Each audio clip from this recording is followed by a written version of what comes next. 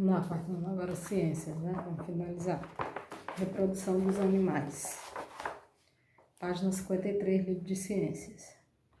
Assim como os demais seres vivos, os animais são capazes de se reproduzir, gerando novos descendentes e garantindo a sobrevivência da espécie. De acordo com o tipo de reprodução, ela pode ser classificada como sexuada ou assexuada. Então, vamos conhecer aí o que é a reprodução sexuada. Geralmente, em uma espécie existem indivíduos de sexo masculinos, que são os machos, né? E do sexo feminino, que são as fêmeas. Os machos, eles produzem as células reprodutoras masculinas, que são os espermatozoides. E as fêmeas produzem as células reprodutoras femininas, que são os óvulos. A reprodução sexuada ocorre quando essas duas células reprodutivas se encontram, certo? Então, a célula reprodutiva masculina, o espermatozoide possui uma cauda que permite a sua movimentação em direção ao óvulo, né? Que é maior e imóvel. O encontro do espermatozoide com o óvulo ocorre através da cópula ou acasalamento. Após o acasalamento, o espermatozoide e o óvulo se unem. É o chamado a fecundação. O óvulo fecundado dá origem a um embrião que se desenvolverá e ficará semelhante aos seus pais. Página 54. Com o passar dos dias, o óvulo fecundado vai sofrendo uma multiplicação de suas células e começa a ganhar forma. E é assim que um novo ser vivo é gerado.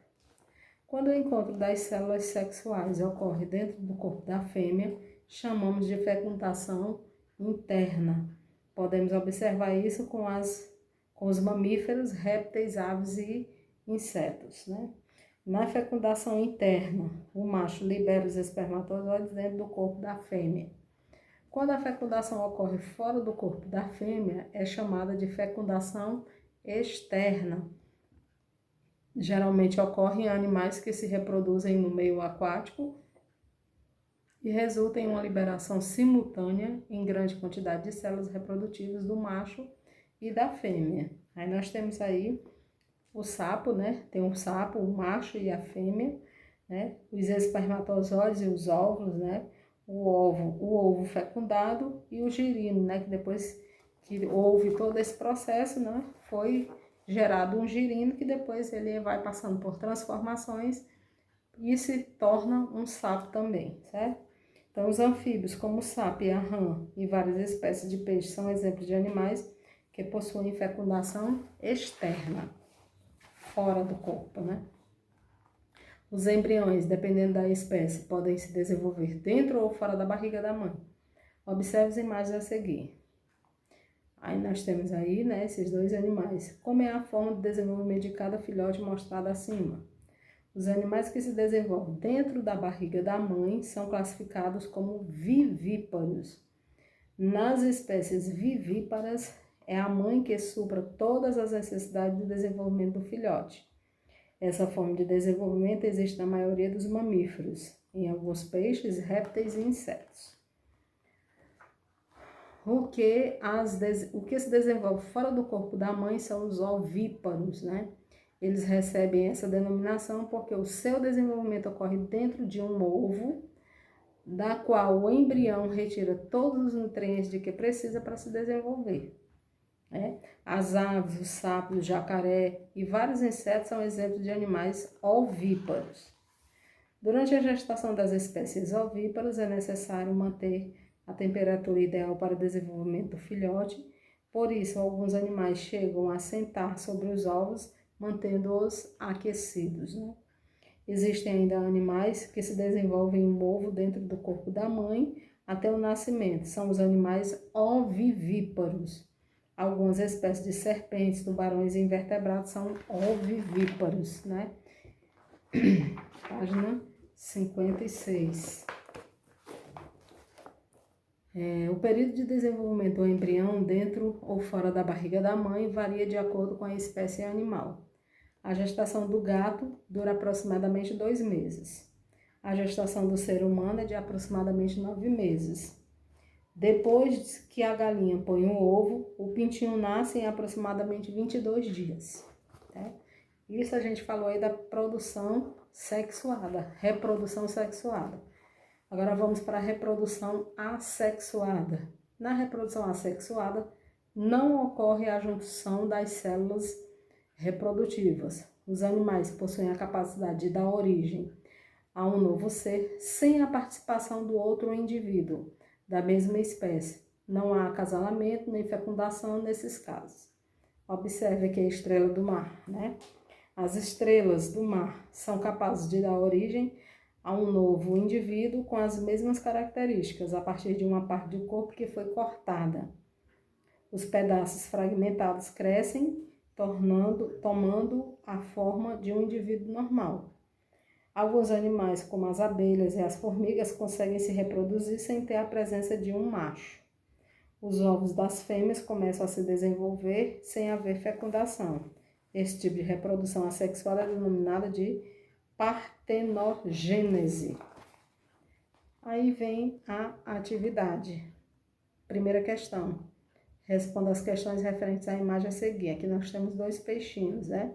Letra A. Qual é o tipo de reprodução mostrado na imagem? Essa produção aqui é sexuada ou é assexuada? Ela é assexuada, ela é sexuada, né? Por quê? Pois está ocorrendo a união das células reprodutoras do macho e da fêmea. B. Como é o tipo da fecundação dessa espécie de peixe? É externa, né? C. Com o passar dos dias, o que vai ocorrer com os ovos fecundados? Eles vão dar origem, né, a um embrião que se desenvolverá e formará novos filhotes, né? Segunda, assinale apenas os animais que forem ovíparos. Então, quem são os animais ovíparos? O marreco, a galinha, o lagarto e o jacaré.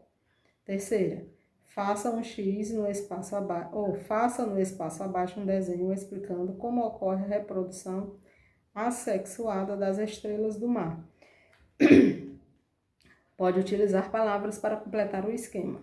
É só você fazer esse desenho aqui que está aqui na página 56, né, da estrela do mar. Página 58. Leia as frases e descubra qual palavra que as completa. Letra A. Para que o espermatozoide e o óvulo se encontrem, é preciso que haja o acasalamento. B. Na fecundação interna, o macho libera o espermatozoide dentro do corpo da fêmea.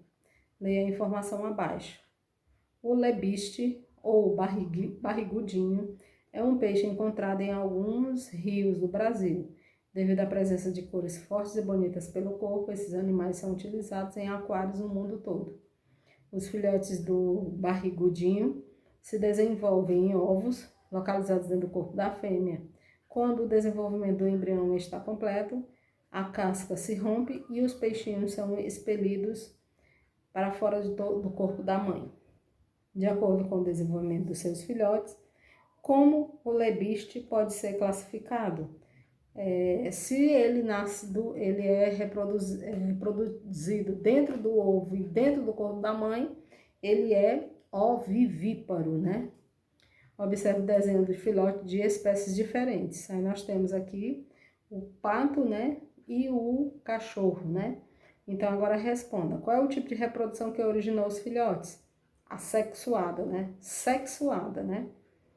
B. Qual é a diferença entre o desenvolvimento dos embriões e acima? A galinha é um animal ovíparo, né? Possuindo o desenvolvimento do embrião em um ovo, fora do corpo da mãe. Já o cachorro, né? O embrião se desenvolve dentro do corpo da mãe e é classificado como vivíparo. C. Os seres humanos possuem um desenvolvimento embrionário semelhante ao de qual dessas espécies? Do cachorro, né? Com o desenvolvimento vivíparo, né? Leia o texto a seguir e depois responda as perguntas. Sem pais. Em 2001, em um zoológico nos Estados Unidos, cientistas viram nascer um tubarão-martelo especial. O filhote tinha sido gerado apenas pela mãe, que não teve contato com nenhum macho de sua espécie. era um filhote sem pai, um caso curioso que chamou a atenção dos estudiosos. O tubarão martelo, geralmente esse tipo de reprodução ocorre em seres invertebrados, como abelhas e mariposas, entre outros, mas alguns animais vertebrados, como os répteis, aves e peixes, também são capazes de se reproduzir desse modo. O mecanismo já foi observado, por exemplo, em dragões de Komodo, que viviam em cativeiros. Os cientistas que fizeram essa descoberta acham que essas ocorrências na natureza podem ser uma forma de aumentar a população de animais em regiões onde a espécie está ameaçada. Se as fêmeas não encontram machos para acasalar, geralmente geram sozinhas os filhotes. Dragão de Komodo. C. Letra A. Como se chama o tipo de reprodução comentada no texto? É partenogênese, né? Partenogênese. Essa forma de reprodução é sexuada ou assexuada? Ela é assexuada, né? Porque a junção das células reprodutivas não ocorre, né? C. Qual o possível motivo dado no texto para que esses animais utilizem essa forma de reprodução? Por ser uma forma de aumentar a população de animais em regiões onde a espécie está ameaçada. Se as fêmeas não encontram machos para acasalar, geram sozinhos os filhotes, né? Então, pronto, gente, a atividade foi essa de sexta-feira, né? Então, bom final de semana, até segunda-feira. Tchau!